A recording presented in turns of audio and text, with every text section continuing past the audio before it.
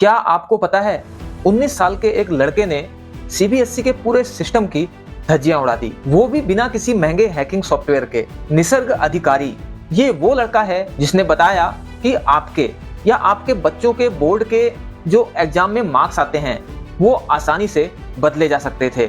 निसर्ग सिर्फ 19 साल का है और खुद से चीजें सीखकर आज साइबर सिक्योरिटी में एक बड़ा नाम बना चुका है। इसके पास कोई कॉलेज डिग्री नहीं है, उसने सिर्फ जागरूकता के चलते सीबीएसई के ऑन स्क्रीन मार्किंग पोर्टल को चेक करना शुरू किया। निसर्ग ने पाया कि सीबीएसई ने वेबसाइट के कोड में ही एक मास्टर पासवर्ड लिख रखा है। इसका मतलब किसी भी एग्जामिनर का अकाउंट लॉगिन करने के लिए बस उसका आईडी चाहिए था, पासवर्ड तो कोड में खुद ही मौजूद था।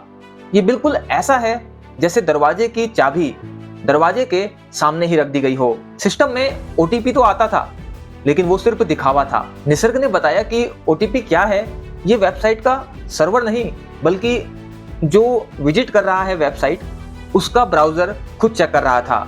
मतलब कि आप कुछ भी गलत ओटीपी डालो और ब्राउजर को बोलो कि ठीक है तो लॉगिन हो जाता था, और इसको उसने सबसे बड़ा खतरा बताया।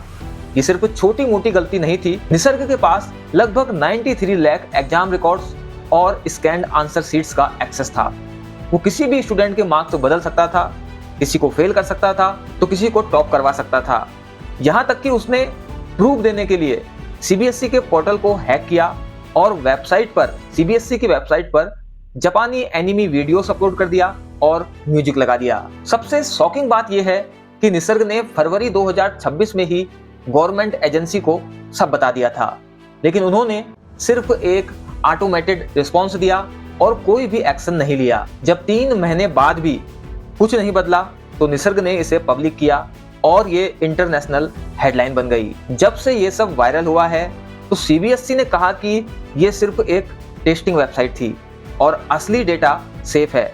हालांकि जो एक्सपर्ट्स हैं और निसर्ग का क्लेम है ये सब कुछ लाइव पोर्टल पर था और उसी में फ्लॉस थे। कहानी में सबसे बड़ा ट्विस्ट तब आया जब आईआईटी कानपुर के जो डायरेक्टर हैं वो निसर्ग से इतना ज्यादा इम्प्रेस हुए कि उन्होंने निसर्ग को बिना किसी डिग्री के आईआईटी कानपुर के लिए साइबर सिक्योरिटी इंजीनियर के तौर पर जॉब दे दी। तो यहाँ पर आपको क्या लगता है, क्या हमारा जो डिजिटल डेटा है वो वाकई में सेफ है और जो निसर्ग ने किया क्या वो सही था? मेरे हिसाब से तो बिल्कुल सही था। कमेंट में अपनी राय जरूर बताइएगा और ऐसे ही वीडियोस और देखने के लिए चैनल को फॉलो जरूर कर लीजिएगा।